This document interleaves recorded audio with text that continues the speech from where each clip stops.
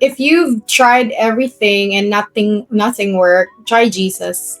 There is nothing impossible with Jesus. Yun, Mhm. ang sinabi mo sa mga nakikinig na if you feel na yung hopeless ka, parang hanggang dito na lang ba?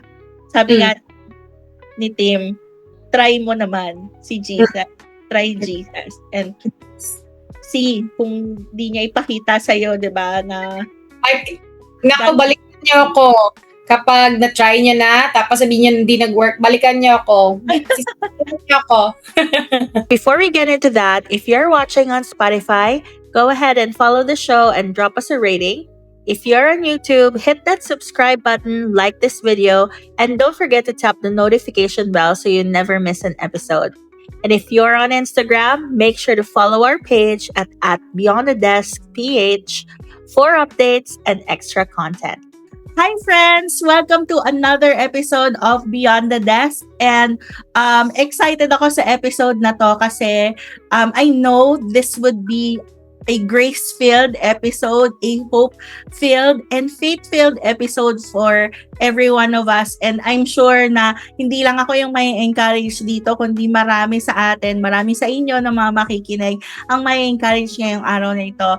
This tonight, I am joined by a good friend of mine. Grabe, kaklase ko to nung first year college ako. And it's been like, more than 15 years, I think, na ngayon lang kami nag-reconnect. She is a woman of God, a blessed wife, blessed woman of God. Excited ako i-introduce siya sa inyo at ma-share niya yung kanyang testimony. I have here, we are joined by my friend, Mrs. Tim Santos Pepito. Hi, Tim! Hi, Anna. I known you as Rowena, so now you go by Anna. So yeah, thank you so much for having me. Ang naalala ko, memorya ko dito kay Tim is kaklase ko kasi siya nung college, first year college in particular, sa Philippine Women's University, 'di ba? Mga naka-all white. Right. Ayan, kaklase ko si Tim nung first year college. Kanina nagkwentuhan kami, yung memorya ko ng first year college kasi ang tagal na kasi noon pero ang pagkakaalala ko, SA kasi ako noon sa school. So, scholar, nagtatrabaho, tapos sa gabi gumigimik. Wow. Ang kasama ko mga ka-blockmates natin. Correct. Ayan. So, Tim, ang tagal na nitong fellowship na to sa mga hindi nakakaalam. Ito kasi si Tim, ayun nga, bukod sa kaklase ko siya nung college, I've been following her journey. Kasi nga, di ba, sa Facebook, kita naman natin ang mga storya ng mga buhay-buhay, So, I saw Tim before nung college pa kami na both of us, we didn't know Christ back then. And then, na born again. And then I saw how she knew the Lord, yung journey niya. Although sa Facebook lang, hindi ganun ka deep yung pagkaka-follow ko sa storya niya. Kaya nga excited din ako maka-fellowship ka ngayon. So, ito matutuloy din kasi I've been to Cebu many times and many times I've attended because Tim is now based in Cebu. In-attempt ko na kitain to maraming beses. Hindi natutuloy, pero iba pala yung plano ni Lord, no? Ang plano pala ni Lord, hindi lang ako yung makarinig ng testimony mo, kundi pati... hindi lang tayo magchichikahan. Wow. Correct. Ayan. So, Tim, kamusta ba? Simula nung, ang tagal, ilang years, di ba? Dekada mahigit. 37 years old now. Back then, we were 17. Yes. 20 years. 20 years! I have 15 years old, 6 and 4. Oh, imagine that. Oo, wow. Oo nga, dalaga na si Cheska ba? Oo, kamukha mo yun no? Ayan, so Tim, tell us about your journey. Share with us naman yung life mo before, before you came to know Christ. Right. Okay. So before knowing Christ, I dropped out of college at 18. Kaya hindi mo na ako nakita afterwards. during my second year sa college. I'll tell you more about that later. So after dropping out of college, I found a job at a call center since that's the only place I could think of where I could earn my keep. No naman, pag marunong kang mag-English, disiplinado ka, I think you can enter sa mga call center, which is a good job ha. In the background, I was playing God in my own life. I worked and then I earned and then I spent my free time with my first boyfriend. To put it briefly, I got what I wanted, the way I wanted it. I was my own God. Very disobedient ako sa parents ko. Growing up, I was studious, never had a boyfriend, not until college. Ito na college times. And then I thought, like, nung pinagbabawalan ako, I was like, bakit naman ako susunod? All my life, I've been obeying. Give me this one. So it was like that. Self-entitled. No? Well, I think naman at some point, may ganun din. May ganun din tayo. We were playing own gods sa sarili natin no? So, ayun. Kaya pala. Nawala bigla sa scene. Oo. So, ano nangyari? Ano nangyari after nun? So, well, since nag-out na ako sa school and then I was earning my money, so medyo feeling na ako, arrogant. All the more, I didn't obey my parents. When they say na like, don't go there, don't sleep over, I did not, of course, kasi feeling ko 18 ako. And then, I really played my own God. So, parang fast track, naging single mom ako. I see. Yeah. Anong age mo Okay, so 18, when I had a boyfriend, and then, I got pregnant at 22 years old. Matagal, may din pala, matagal din naman pala, no? Ano yun? Yeah. Nag-live together kayo? No, when I got pregnant, that's the time I moved sa place nila. So 22 the day the year I gave birth until 2 years old si Jessica. Yeah, I was 2 years lang. Kamusta yung niyo naman, yung naging relationship ninyo nung partner mo at that time? Of course, hindi ako Christian, hindi rin siya Christian. Turmoil to the highest level. Away bate, more of away talaga siya. And it was not so healthy. I became suicidal kasi I thought like if hindi buo yung pamilya, then I don't want it. So I'll do stuff to keep the guy. I will just chase him, and to me, I was like, growing up, I got what I wanted. Now this time, I cannot. So, sobra ako na-challenge doon. So, the more na parang hindi nag-work ang mga bagay-bagay sa life ko, the more kong pinilit. Yan. I see. Ano yun kasi parang, ewan ko nung nangyari din kasi sa akin before, na ako naman, parang yung mundo ko, umikot doon sa guy. Parang yun na lang yung buhay ko. Yung parang pag mawala siya, alam mo, actually remember using the word salvation pa nga sabi ko, bata pa ako nun, sabi ko, mapangasawa ko lang to, save na ako. Ganun thinking ko before, not knowing na si Lord pala may ibang plan of salvation for me. Talagang inalis din ako ni Lord dun sa ganong situation. So, ayun, sa'yo, paano nangyari? Paano mo na-realize na it's not working? What made you leave yung relationship? Actually, to be fair with the dad, he was very vocal na he didn't want me anymore. He wanted out.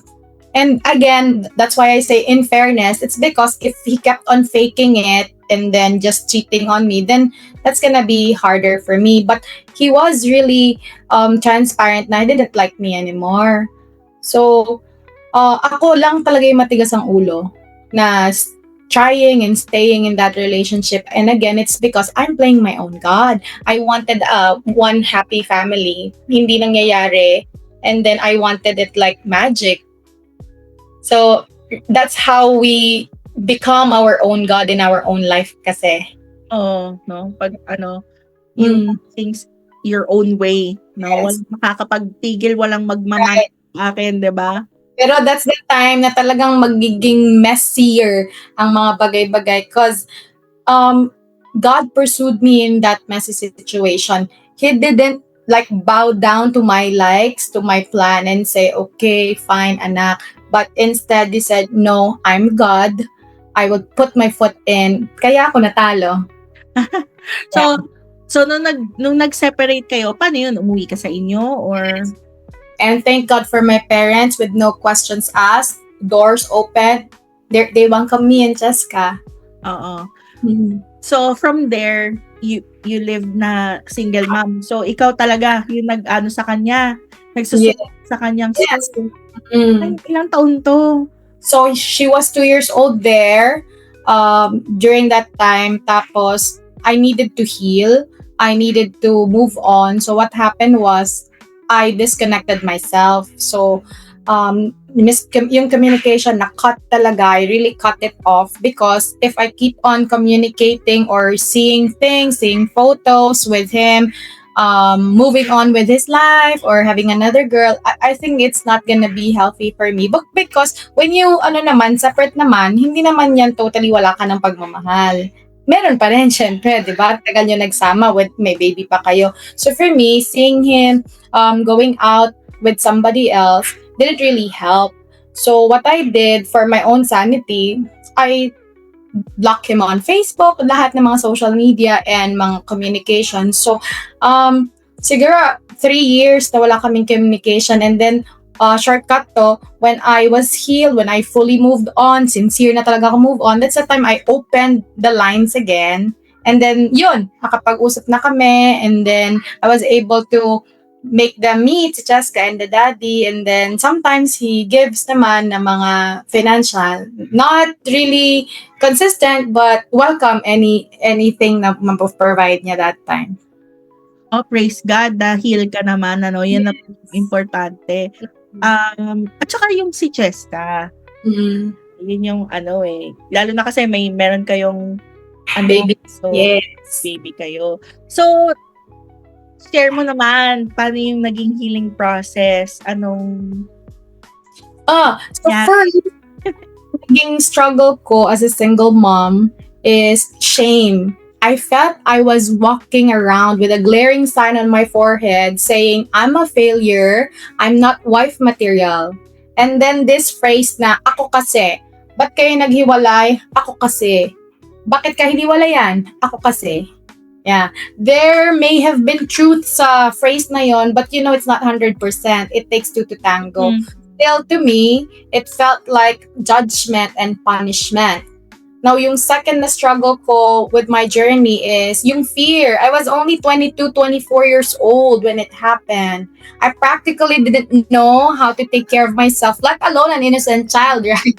So I was deeply broken. So the thought of keeping her alive and well, something I really dreaded. Last, the financial struggle, as we discussed, I worked tirelessly for me and my daughter. Undergrad pa ako neto. So, sa call center pa rin to. Yes, it was not always enough. I wanted something for myself, but yung mga yan, hindi lang muna yan natin pagbibigyan yung sarili mo para yung anak mo feeling like she has everything in the world. And I wanted to give everything. I wanted to give her the world, but I was so limited in all aspects, and that shattered me the most as a mom. Yeah. Yun. So, pero yung parents mo, they helped you na sa pag-alaga, pag nag-work Yeah. So aside from ako sa financial responsibilities, but yung emotional na help sa parents ko, I drew strength from them. Kasi paano ako makaka-work if my mind is troubling na nasan yung anak ko? Hindi ko naging problema. I was so at ease na yung anak ko while I'm working overnight, nasa kanila. Oo. Yan. Oo nga pala, graveyard ka pa nun no? Oo. Siya, babae, tapos ang liit-liit pa niya. Yeah. Buti na lang, no? Napakabuti na ating mga magulang. Talagang, parang yung sa yung sa prodigal son, ano, sa yung father when you came back, sabi mo talagang no questions asked. They accepted you. So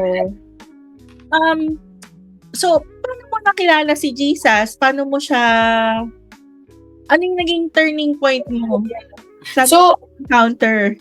yeah, si Cheska noon, 2 years old lang when I became a single mom. So that kind of circumstance pushes me to reassess my life. Like, ano ba nangyayari sa buhay ko? Something like that. So I thought, yung mga bagay na mga hindi ko ginawa before, I think it was the right time for me to try, thinking that it was the quick fix for my messy situation. So I came from a traditional religion, Wena, and I attended mass every single Sunday without fail for an entire year. Kasi kala ko yun na lang yung hindi ko pa nagagawa para umayos yung life ko. Before that, walang church. But I still... Sa ano ka ba? Sa women's ka ba ng high school? Hindi. College, yeah. But I still didn't find God there kahit na church ako, routine ko na yan for a year. In 2013, I first heard about Victory Christian Fellowship. Victory. Yes. Yeah. Which was holding yung services nila sa mall. And I thought that was such a brilliant idea. Very convenient for me. Especially for me kasi lagi ako lalakad lang ako sa mall, nagmumuni-muni after work, to clear my head kasi nga problemado ako that time. Soon after, nakamit ako ng mga people from Victory and then I started attending their services. And before I knew it, I was part of a discipleship group na exclusively for single moms. Yes, that is a game changer siya kasi na-try ko mag-join ng singles na group. I wasn't able to relate kasi pinag-uusapan na about travel, about something else, about being single, and hindi ako pwede doon kasi single mom na ako eh. So I always, pag nandun ako sa singles group, lumilipad yung isip ko like, asa kaya si Jessica, ganyan. At kahit nung talagang tailored fit for me, yung discipleship group na single mom, we talk about being pure, even if solo mom ka na, and then how do you trust your life and your child's life kay Lord since si Lord ang partner mo raising your child. Yeah. So that was the beginning of my serious walk with the Lord. Ang ganda, no? Buti na lang, meron pala silang ministry for single moms.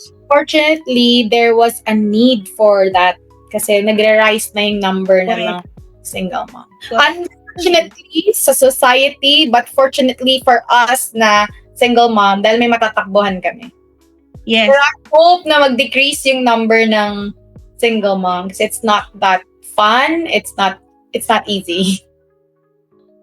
I understand. Well, although wala naman ako asawa at anak, but I grew up with my mom who is a single mother. So nakaka-relate correct, nakaka-relate ako na nakita ko yung sacrifice talaga. Yun yung word eh. Denying yourself talaga.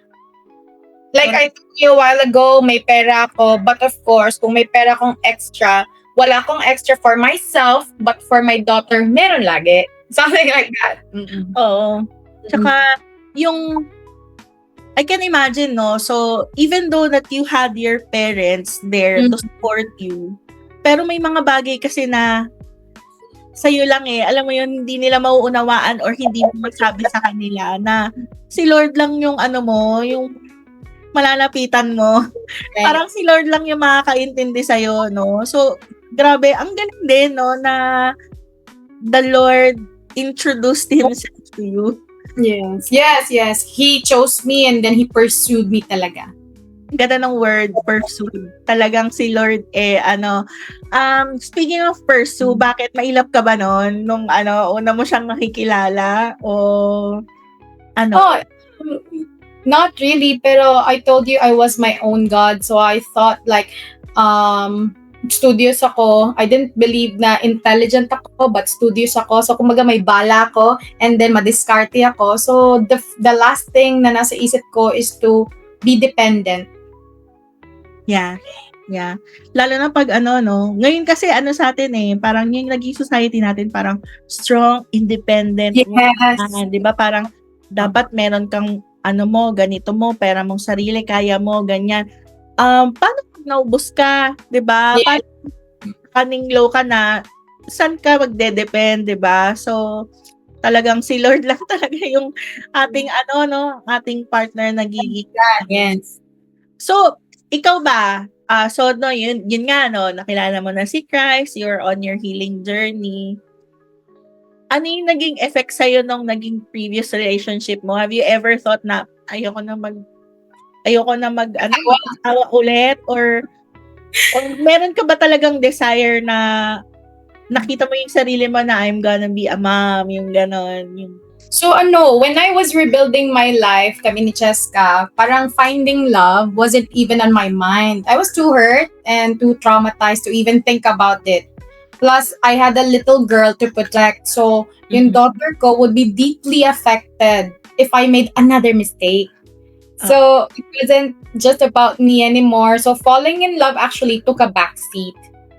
Now, when I joined the single mom discipleship group, my perspective started to change. So, yung leader ko asked me the same question. Yung question mo now. Are you okay being a solo mom? Or do you still want to get married and be a wife? Yun ang question sa akin.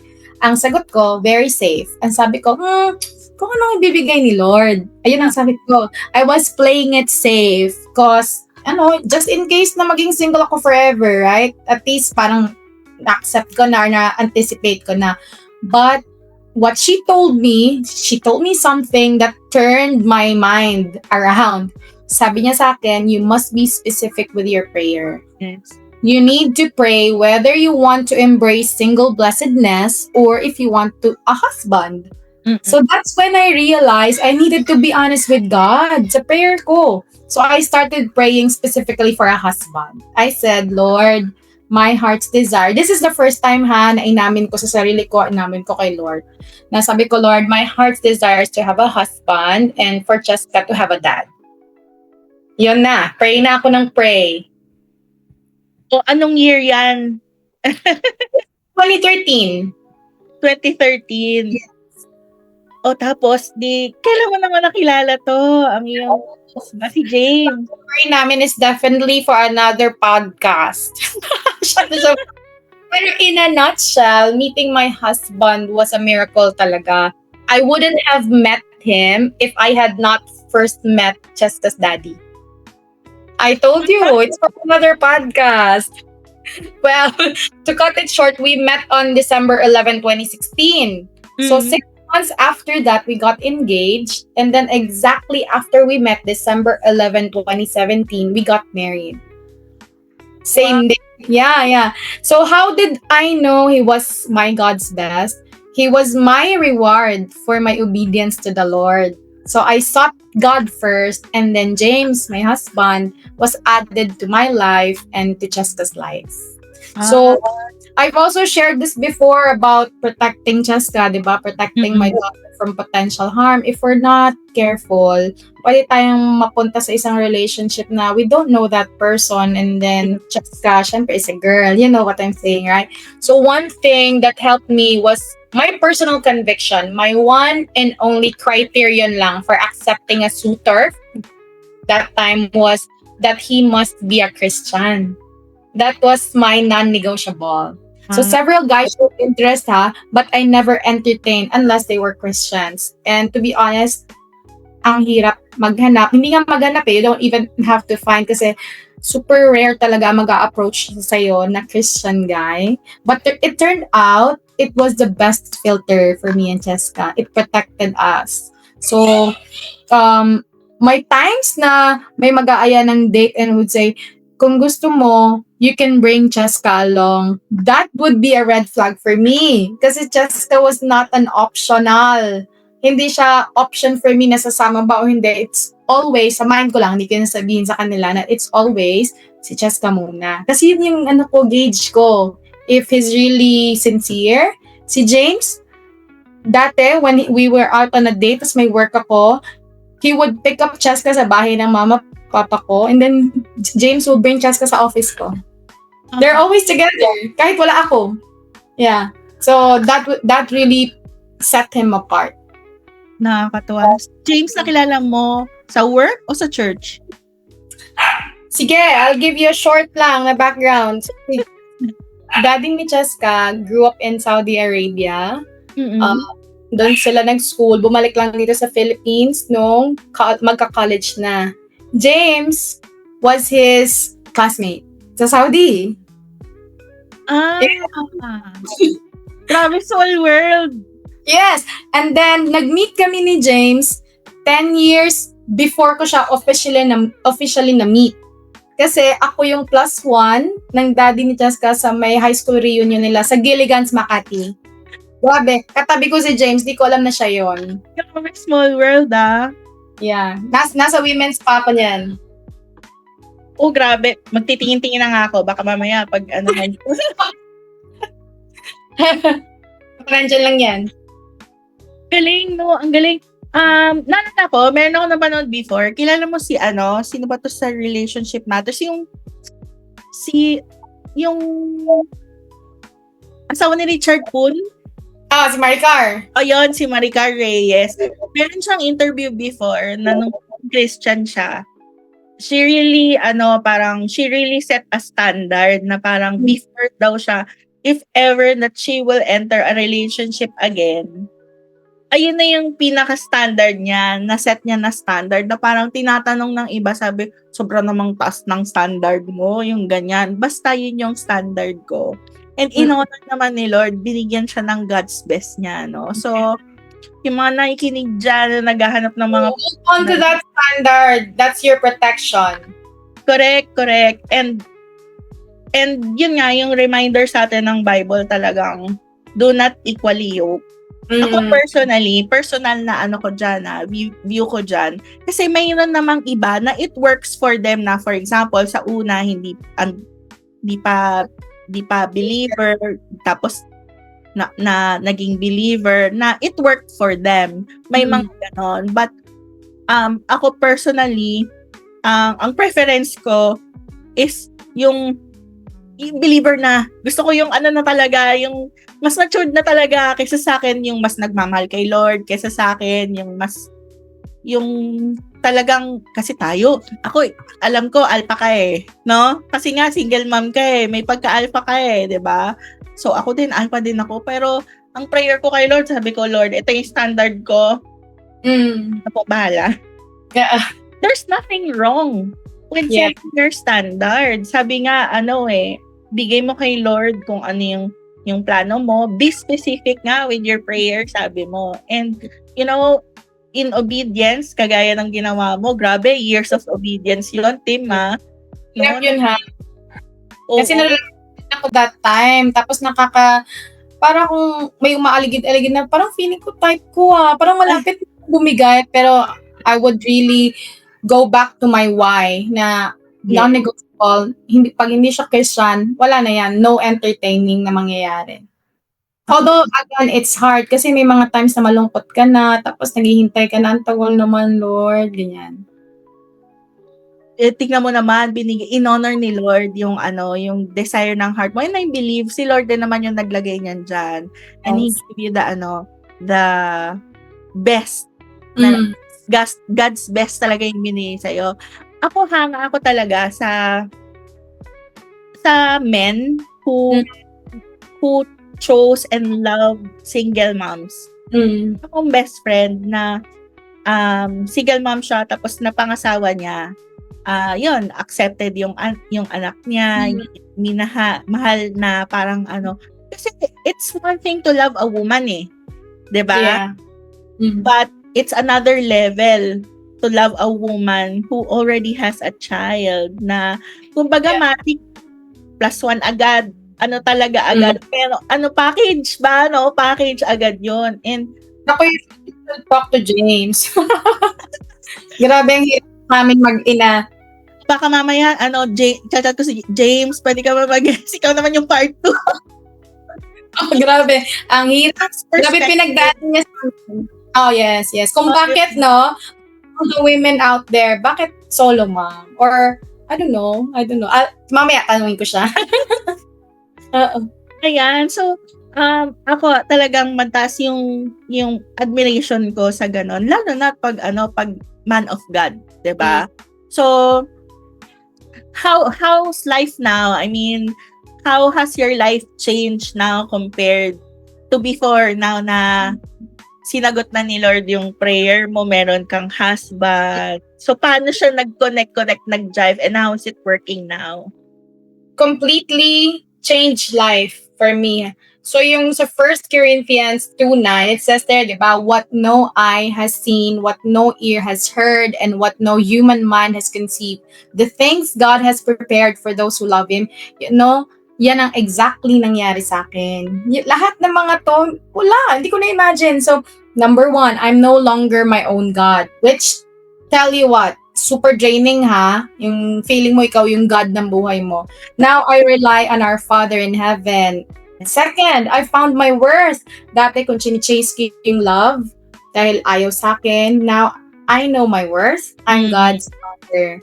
Yeah. And I no longer need to rescue myself and my daughter. Yung katulad na sinabi mo kanina na alpha, yes, I was that. Kasi gusto ko mag-provide sa daughter ko to protect her. But now, I'm not scared from the pains of the world because Jesus already rescued us from that, from the sin, from everything. And now, I have an advocate, helper, counselor, comforter, 24/7. Life-changing. Unlike before na I rely on my own strength sa diskarte ko. The bonus, I have a husband who loves me deeply, who provides for me, and who I will grow old with. Jessica now has a dad, her legal dad, by the way. Yes. Adopted her para lahat sila same last name and everything. Si Jessica would not feel different. And another bonus, God has blessed us, me and James, with 2 more boys to love. Oo, nakakatuwa naman, no? Talagang complete turnaround yung ginawa ng Lord. Tsaka yung sinabi mo kanina na yung dati parang feeling mo meron kang logo, meron kang nakasulat dito na failure, shame, dahil you were a single mom. Winipe talaga ni Lord, no? Yung parang, yun nga, yung parang kay Joseph na what's intended to harm you. Ngayon, testimony mo pa na without shame na I can say na I was a single mom before, diba? I was this before, but look at how God worked, diba? And yun nga, may bonus pa. Meron kang loving husband, no? Yeah. Okay.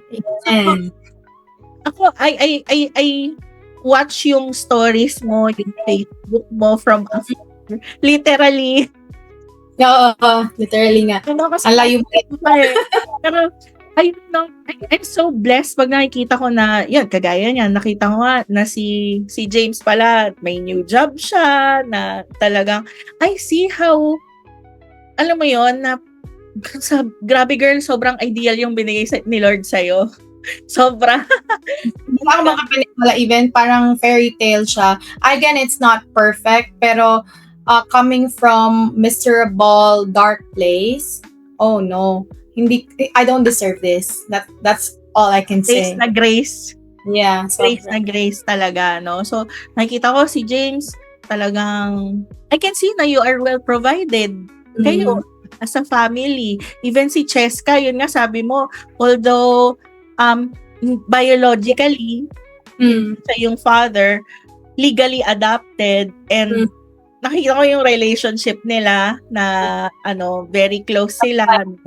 Meron kayong bayang ganda-ganda ng bahay nyo, girl. Tapos, diba, talagang ang galing. And you are, I'm not sure kung nabanggit kanina, pero sa kaalaman ng mga nakikinig po, ito si Tim, homeschooled niya lahat ng kanyang kids. 3 po sila. So, di parang nag-aaral ka din, Tim. Oo, never-ending na pag-study. And also, yung sinabi mo na well-provided, naku, I can attest to that. Before sabi ko sa'yo, lagi ako pumapasok noon. Siyempre, bawal absent. Pag absent, bawas ang isang araw. Naku, I cannot afford. Oo. So, iyak ako on my way to work kasi, di ba, iwan ko yung anak ko. Tapos I would always say a little prayer na, Lord, when would this stop? Hindi ko na kaya na maiwan siya sa gabi. Hindi ko na kaya na parang lagi na lang ako nasa work, nasa office. Uuwi ako, tulog na siya. Pray ako ng pray. And then, when we got married ni James, hindi yan ako pinag-work. So, again, it's another blessing na prayer ko lang siya kay Lord. Kung lambing ko lang na, Lord, kung po pwede, huwag na lang ako mag-work. It's not that I'm tamad, but I wanted to make up for the lost time ko kay Jessica. And then, naging bonus pa is, I stayed home and then I homeschooled the kids. Dinagdagan pa ng dalawa, no? Si Kaleo, sinong JJ and Kaleo. si JJ na palangiti.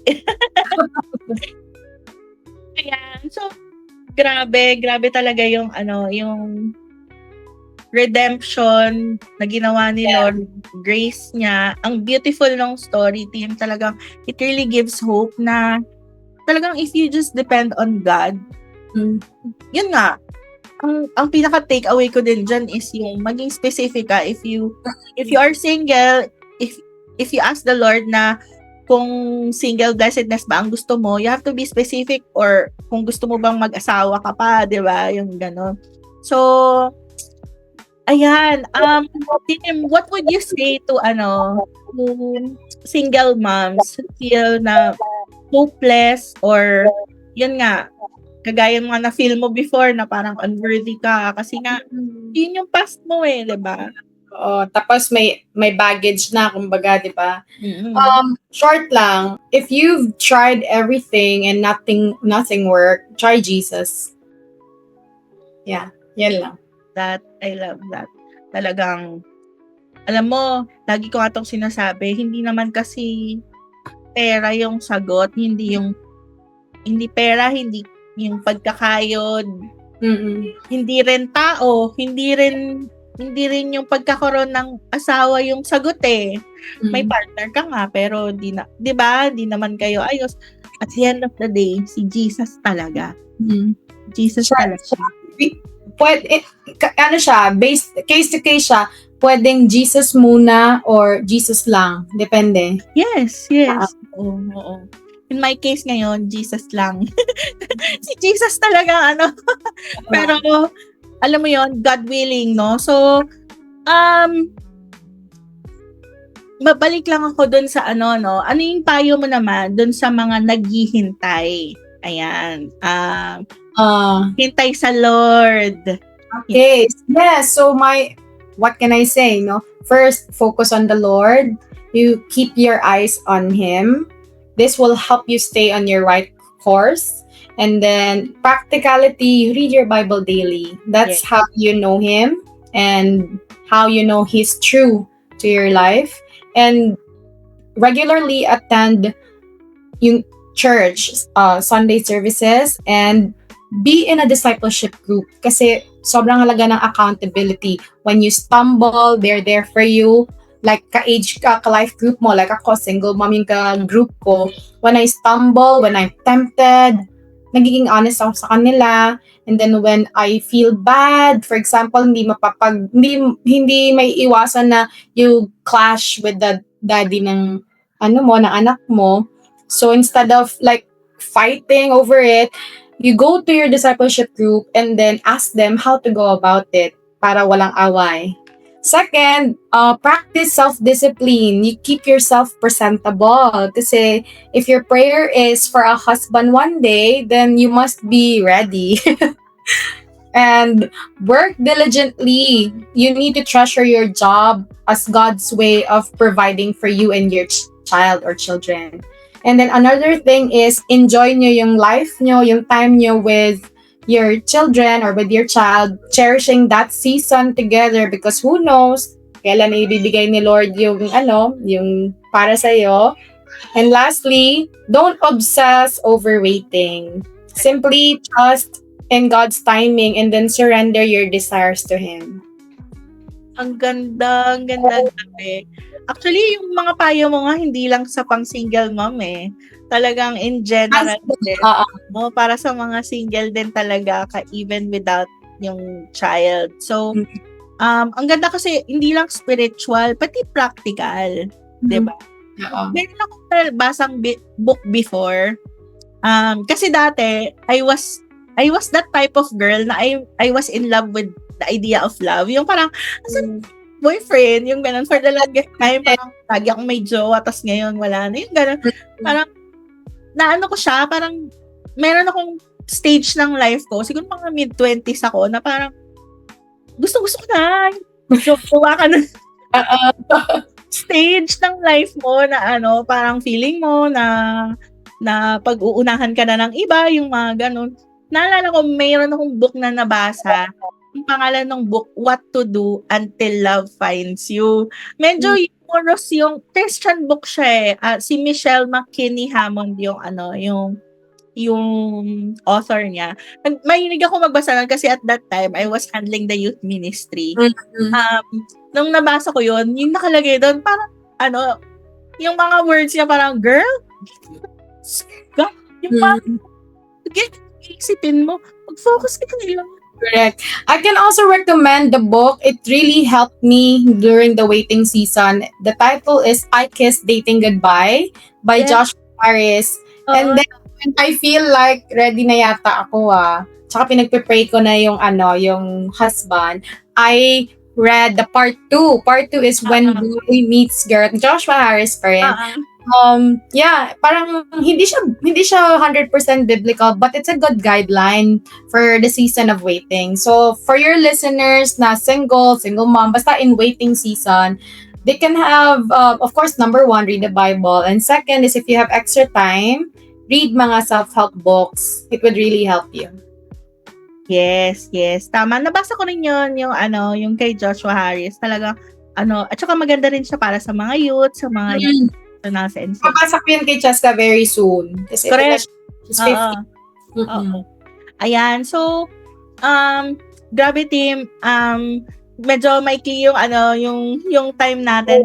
I'm sure na naging malaman yung ating episode. Kasi even ang ganda nung pag in-edit ko to mamaya, for sure, ang daming highlights nito. Ang ganda kasi ng mga nasabi mo, yung mga yung mga biblical and practical na mga advices. And most importantly, na there is hope. Yeah. There is no such thing as hopeless case. Like, ako nga, di ba, sabi ko nga, I grew up sa broken family, my mom, single mom. Kung titingnan mo, alam mo yun, hopeless eh. There is nothing impossible with Jesus. Yun, sinabi mo sa mga nakikinig na if you feel na yung hopeless ka, parang hanggang dito na lang ba? Sabi nga ni Tim, try mo naman si Jesus. Try Jesus. And see kung di niya ipakita sa'yo, di ba, na balikan niyo ako.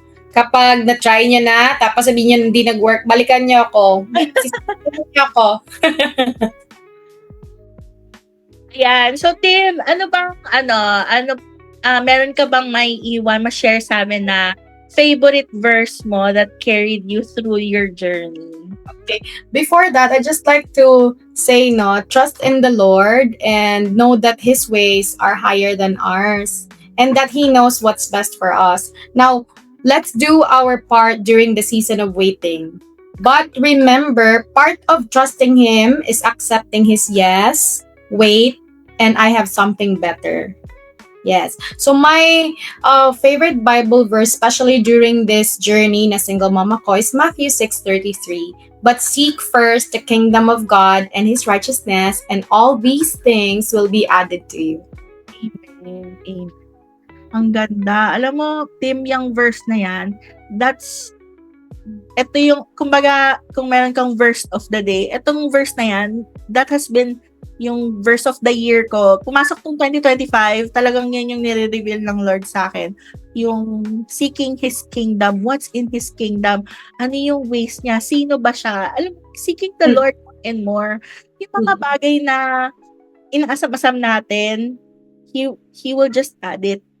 Yes. Diba? Bonus na yon. Sabi mo nga diba? Si James, bonus na yon.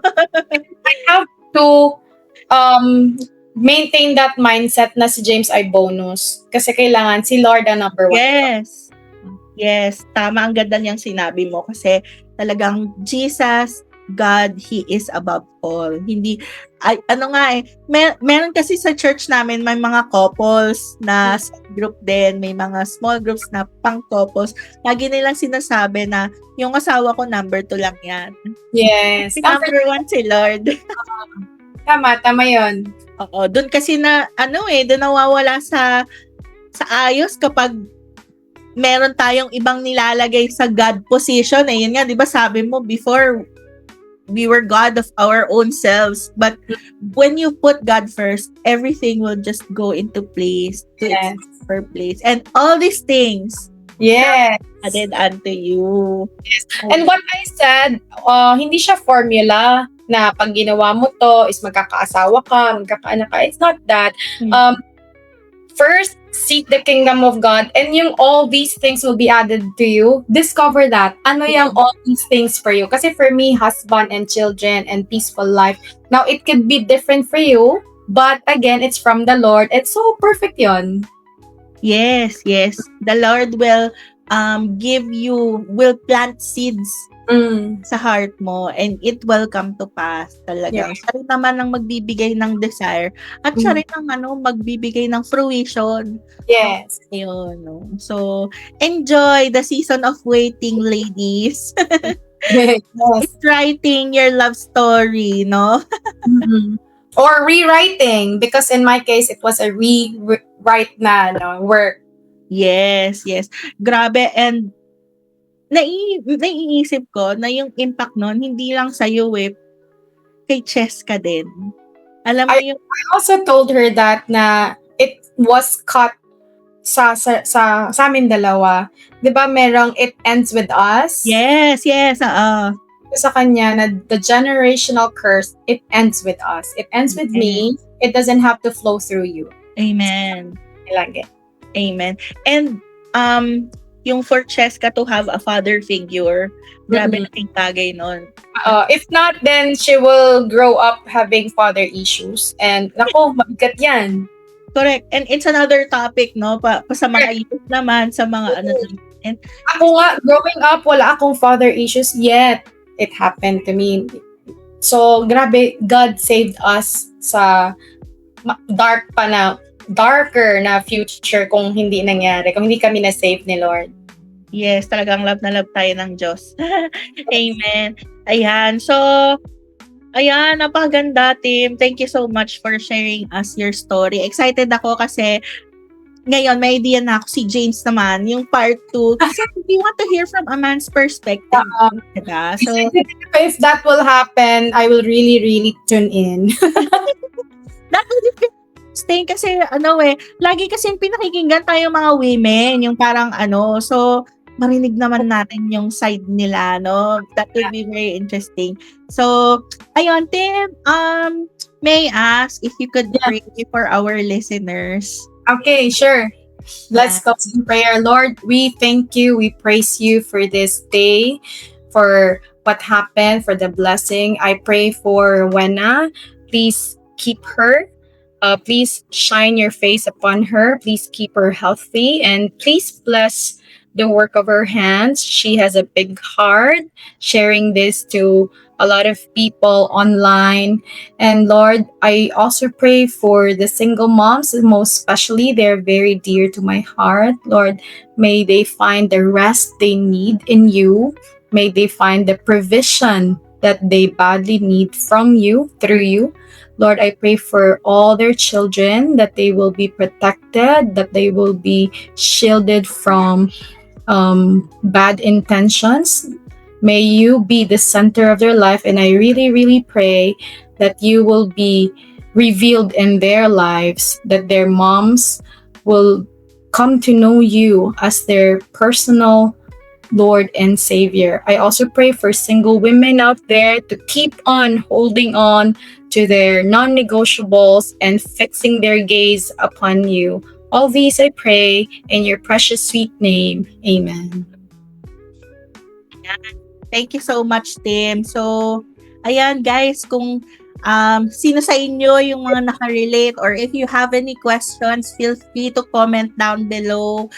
Share nyo naman to sa mga kaibigan nyo. Tag your friends na sa tingin nyo is makakarinig at makakarelate. So, ayan, please like, follow, and share our page. We're on YouTube, Instagram, and TikTok at Beyond the Desk PH. So, again, thank you so much, Tim, for gracing us with this opportunity, no, na makapag-fellowship tayo online. And hopefully, very soon, babalik ako sa Cebu.